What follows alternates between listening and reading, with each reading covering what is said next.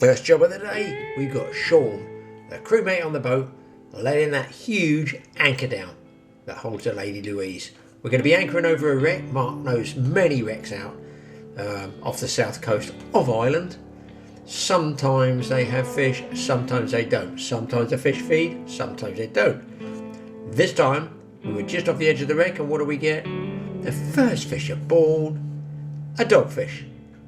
But on such a disgusting day as this, there was no question that sooner or later somebody is going to get a hook up, and we got a double whammy of ling here, which we catch these on baits. Mark's the first with a ling. Now when you bring these fish up from pressure, from deep water, you get this pressure and it blows the stomach out of the mouth, as you can see it there.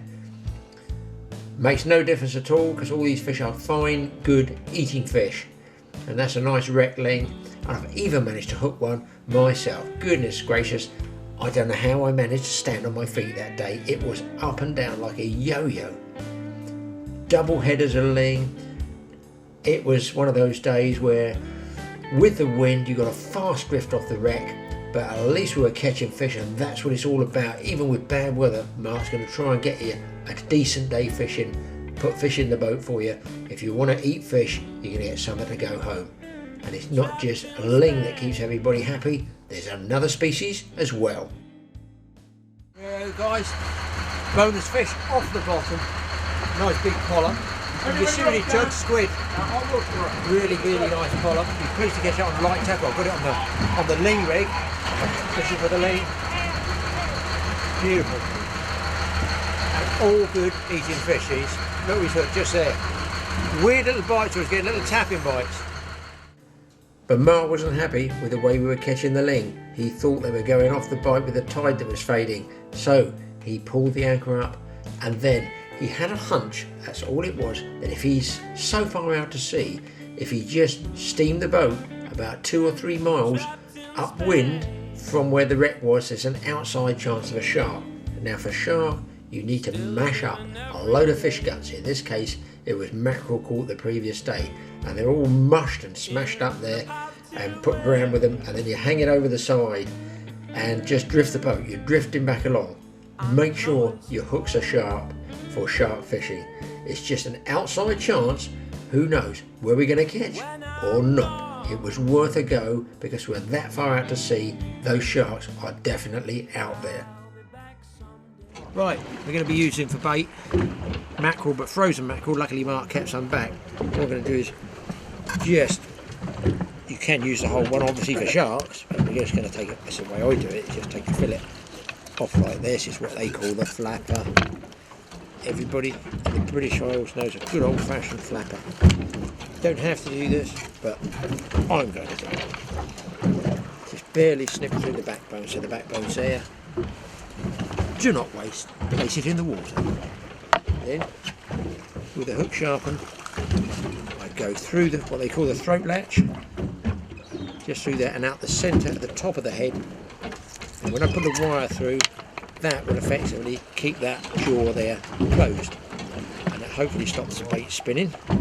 And all I do then, turn that around, I put the hook in here, about a hook length down, so in, out the middle of the meat, but most important of all, you put that little split in the back of the shank of the hook there, so that when you fold it back, put it tight, like this. We turn it around the other way, you'll see it better. When you pull the wire tight, like that, the hook remains clear. You don't want the hook turning around and burying in the bait. So that way, we should hook a shark, of course, should we get one. I'm using exactly the same rod and reel that I was using for the ling. As you can see, it's just a regular TOD 25. Got 40-pound line, main line on it, and the rod here, if you can see it, is just 20 to 30-pound class one. To that I have, show you the shark trace, a nice big 4-row barrel swivel there, some funny green line, which is actually strimmer line. It's very, very strong and hard, I find. About 7 or 8 feet of that. Crimp 2, another large barrel swivel. Crimp 2, stainless steel wire, and my own sliding float that I make up. It's in one of our DVDs. It's on our website, The Ultimate Guide to Blue Shark Fishing.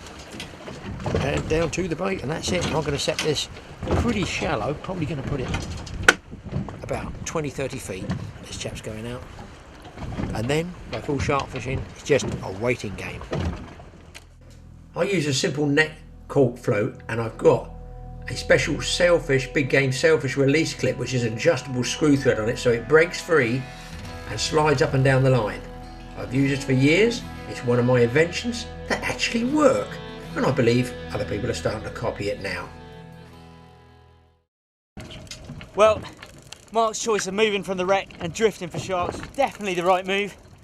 We've been here an hour now, we've had the chum going, and the first fish is on the end of the line. I'd say definitely a blue Mike, yeah? Yeah, I'd say so, yeah. He's not woken up yet, though. Yeah, there's been a lot of fish the last few weeks here. Our best day so far in 4 hours fishing was 14 with some German clients. That was good. You've also had them taking the ling off the wrecks, haven't you? Yeah, unbelievable. They've been taking the ling on the way up. I'll try and retrace it, you think? Just keep him tight, keep him tight, keep him tight. He's dropped it. He's dropped it. No, he's got. Just spool it back. Spool it there. He's there. He's still there. He's still there. It's not him. It's another one. Has he gone off your hook? No, is he? same one. That's a decent fish as well. Oh, sorry. Spool it back. Okay. He just went to go for it again. He shot for it again. Yeah.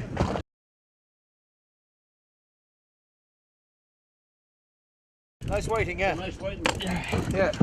So we better get the ground line in because Mike's got a nice shark on. Yep. How does it feel, Mike? Big fish or? Better, yeah. Feels good. Definitely hooked. Yeah, biggest we had. Sweating away. Biggest we had last week was 2 meters 29. 2 meters. So I would reckon I'd be about 120 pounds. That'll do me just fine.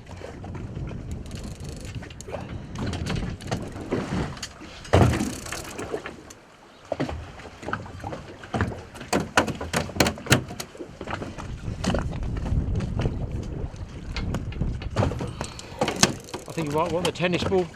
Yeah. You know, for your gimbal. We don't have that. Yeah, I've got it here. That's right. He's near. You see the sliding float there.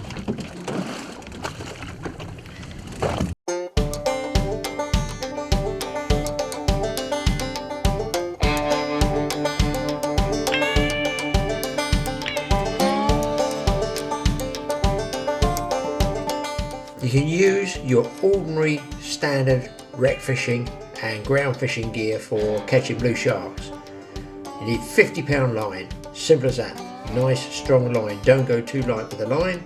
And these sharks are going to be tagged and released. We're going to be using a dorsal tag, which they've done for many years, for decades in fact. In Ireland they've been tagging and releasing sharks, and they've travelled thousands and thousands of miles. And here they're going to be using a tailer, which is a little noose that goes over the back of the tail, and then they can pull the shark aboard, lift it in, measure it, tag it, record it, fill out all the forms, and then when they release it, the information gained from that tag is given to the fisheries people, and they can learn, you know, where that fish has gone to, where it's moved to, what speed it's travelled, how many years it's been at liberty. Lots and lots of interesting information.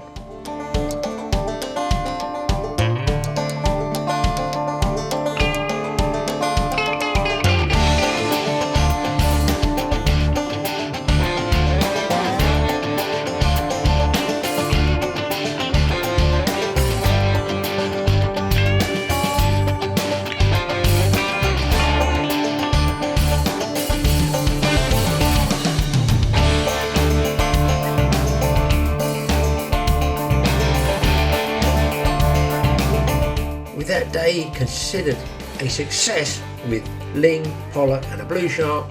The next day the weather was about the same. not a great deal in it. If anything, it was rougher, it was howling, it was driving rain, but Mark decided to punch out as far as he could. He wouldn't be able to get out to the wrecks, but he's going to see where he could get us to at least give us a shot at trying to catch something. And the beauty of fishing around Courtmacsherry in a big boat like this, they know where they're going, they know where the fish are, they know the weather conditions, but you don't get this luxury seat bouncing up and down. That is for the skipper's own use only. Now, as you can see here, with the reef marking up and down like this, there's absolutely no question there's going to be some fish there, even though it's rough. And Mike was soon into some nice pollock, using his fish action lures, as was Sean. Nice pollock coming over the side, even in rough conditions. If your stomach can take it, it's well worth a trip out there.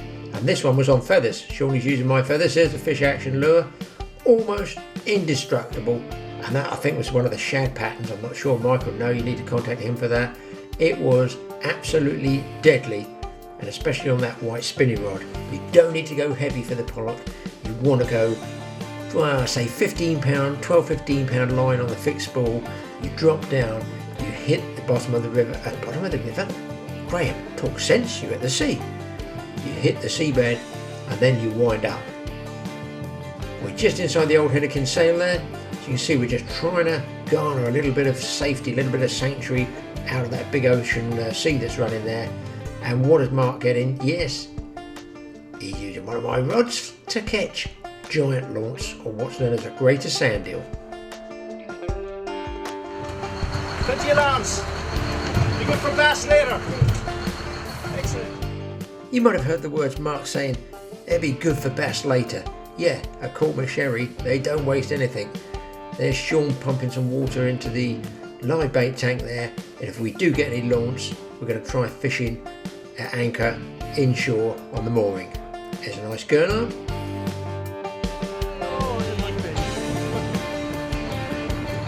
There's a bit more like it. That's cod. That's cod. You reckon, yeah?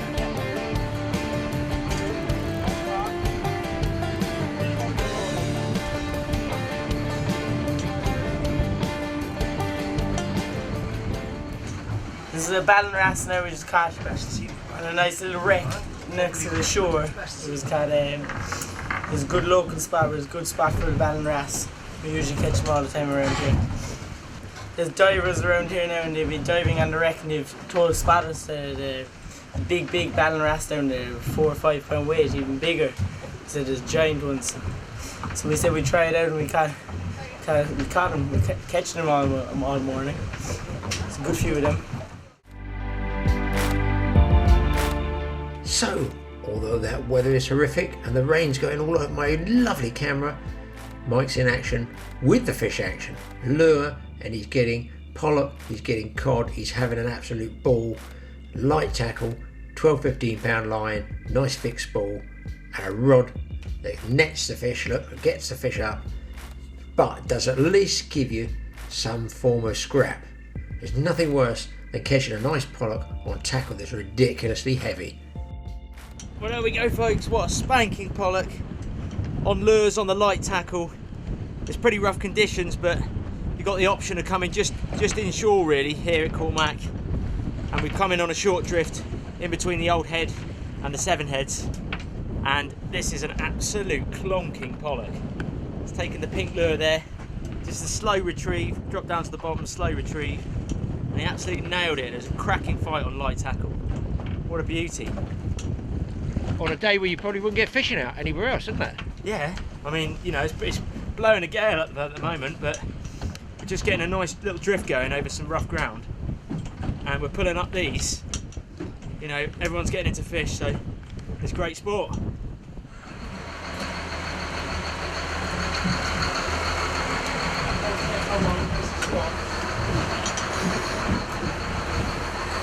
Pollock, is it, guys? Say? What are your pollock? Oh, a nice cod.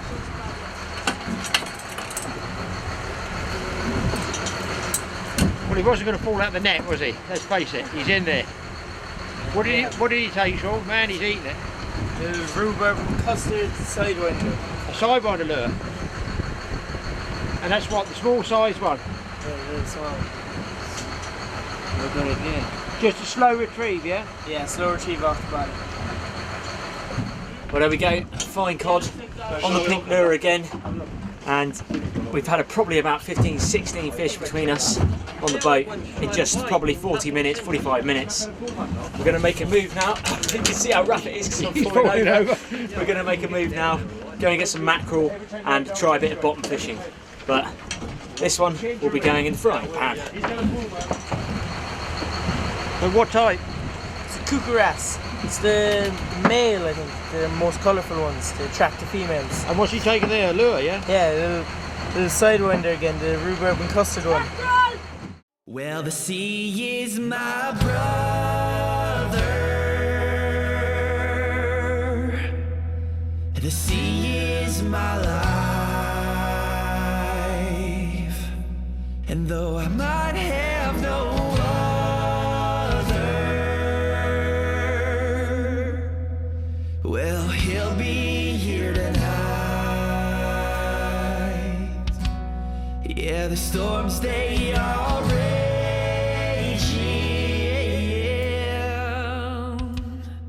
They swallowed me whole. Well, we've had probably one of the best rough, bad days that I've ever had, all those different species we caught. But what we're going to do is, we've got our head chef here, Sean, brackets crewman, brackets anchorman, everything. He's down here. And your mum's a chef, isn't she? She is, yeah. His mum's a chef. He reckons he knows how to cook fish. We're going to find out because as you saw earlier, we caught fresh cod, fresh mackerel. We're going to give it a go. Sean's going to just run through how he's going to cook these for us on the boat. And if you think we're back at the harbour, no, it's totally awesome. We're still here fishing. We've had to come in because the storm's getting closer and we're down anchored in a shallow little area, reefy area on the outside and sand. Outside chance of a bass. The other guys are out there. They've got those launch that we caught earlier on light lines out there. So while we're cooking, just before we go in, we'll have something to eat. Who knows? We might even see a bass. Okay, we're here now down the galley, and we're going to cook up a bit of fish for the lads. We have a bit of mackerel here now. I'm just going to dash a bit of salt on, just to salten it up a little bit. I know it's out of the sea, but it needs a bit more salt. We'll just slide it in under the grill. And then we have a bit of cod down here that I just filleted. I'm just gonna dry it a little bit.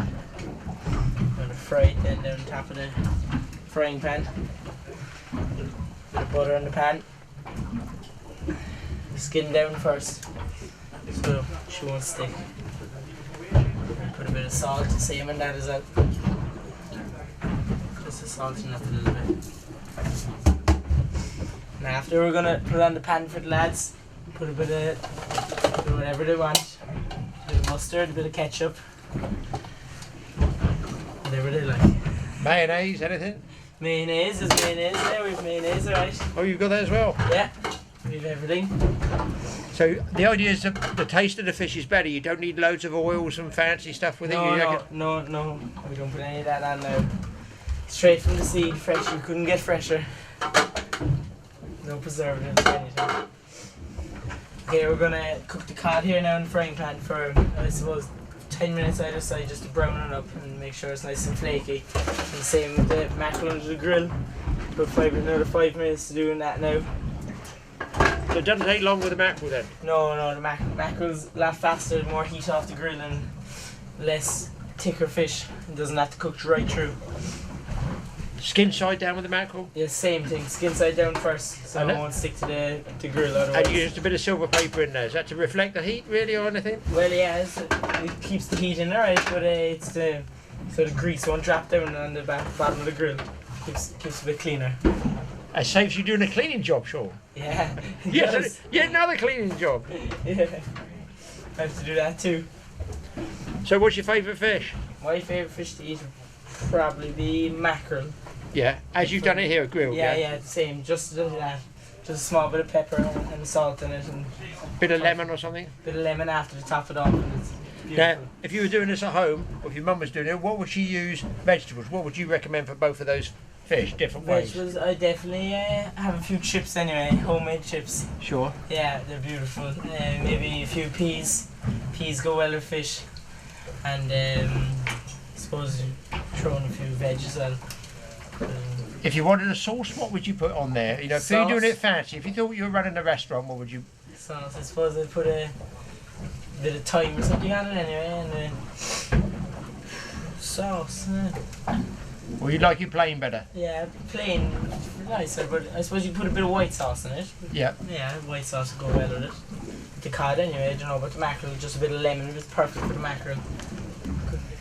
Perhaps if I was at home, I'd probably roll in a bit of flour, kind of seals the juice in a bit more. And then holds juices a lot more, and then you get a bit of more taste off it. But unfortunately, we don't have a bit of flour in the boat today now. You don't use batter either? Oh, do you occasionally put with batter? Not really. The odd time do occasionally, but I prefer to get more juice out of it. Like the batter, you kind of seem to go more off the fish when you have the batter in it, really. So just straight in the pan, off the pan, a bit of lemon on top, and away you go. There you have it. The mackerel are done now. The cod as well. The cod's just sitting there now, cooking away, nearly done. Having done nice brown crisp mackerel too. Beautiful. Just put it up on the plate now and serve it to the lads. There you go, guys. Mackerel there now. Have a taste. You tucking in, Mark? I will, yeah. We'll have a nice bit. We'll have a nice bit of that, alright. Come on, Shawnee boy. One of your secret recipes, Sean, is it? Yeah, that's it. That I let Graeme know of. Mark took that mackerel faster than a conger. That's really nice. Good. That is good. Absolutely excellent. That's top food. Yeah. Come on, have a bit of that, come on. And where's Keith gone? Keith! Oh, fishy. Get a bit of this mackerel. Good for you. Good for your black That's eye. good, yeah. Give me a black eye, yeah. They say that mackerel is good for bringing down the swelling of a head injury, Keith. I'll rub a bit on it. Yeah. Keith, do you want to give me a hand to launch self-drive this evening? Oh, that was only the starter, Sean, was it? Yeah. Oh, this is the main course. Main course going up there now. You got a choice of cod. And are you choice serving with a sauce or just as it is? He's saucy enough. He wants me to ketchup there, yeah? It's a choice of fish or fish. Oh, it's hot. Melts the It foam. normally is after we cooked. Down it though. No, that's good. That's nice, isn't it? I like that. Beautiful. Well, although we're tied up in the mornings, you'd think we'd be finished, but no, Mark's off again with Sean, his crewman. They're trying to fight a bass in the dinghy. Anybody else would have gone home when they've moored up. They left us in the dinghy. It's a bit wavy and a bit shaky, but if you just watch here, Mark's trying to get Sean onto land. I think it might be the old boat slip or the lifeboat slip there, so that he can fight this fish, get it in. And those launch that were kept alive obviously did the trick, and we were there right in Port McSherry on the mooring over the high water, and that's when you'd expect to get a bass. Mark has had some really big bass there doing this, and there's Shawnee. He's going to walk this fish back up the slip. There you go. It's a one-way ticket to the frying pan. And listen, why not look on How to Cook Sea Bass by Patricia Gannon. It's on our playlist, it's on our cookery playlist. It'll show you how to get the best from a beautiful eating fish like this wild Atlantic sea bass. Well, guys, you won't believe this, we were actually tied up at the mooring. We're trying to catch this last minute bass on a shocking day, and Sean and Mark have gone off in a small boat that takes us back to land. And yes, the chief cook and bottle washer looks like he's come in with a nice bass. They're just bringing it back to us now.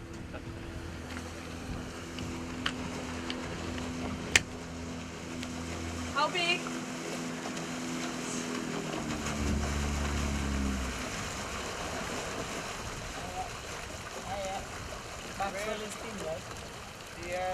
The smile says it all. Where? Nice fish, lovely There you fish. go. Lovely. Beautiful. And there we go. Beautiful. Port McSherry bass and live sandine. On a day when hardly anybody else, if anybody, has gone out fishing. That's a great one. Get a picture of that for stills, That's Mike. another one for the species, Mike. We were meanwhile just live baiting our launch or sand hills off the anchored Lady Louise, literally 30 yards off the shore. Mike was out there now with cameraman. He wanted to catch one of those bass. I was left just on the boat. 2 of us on the boat. Wow, listen, if we've got live bait and they're catching, our live bait's going over the side as well. And it's just as well we put them out, because look what comes next.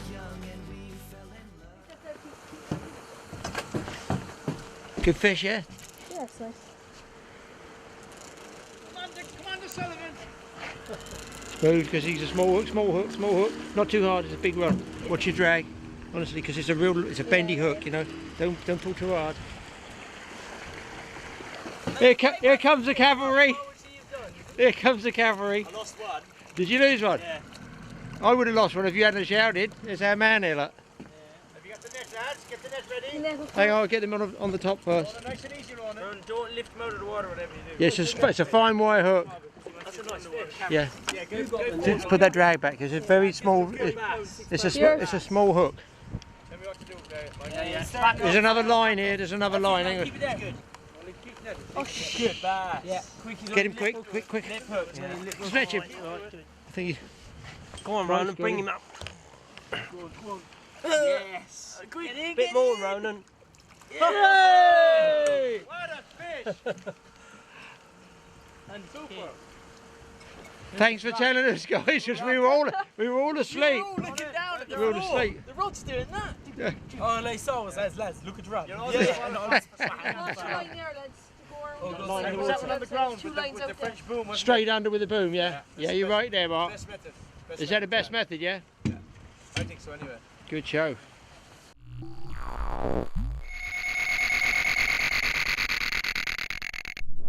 Well, the sea is my brother. The sea is my life. And though I might have no other, well, he'll be here tonight. Yeah, the storms, they are raging.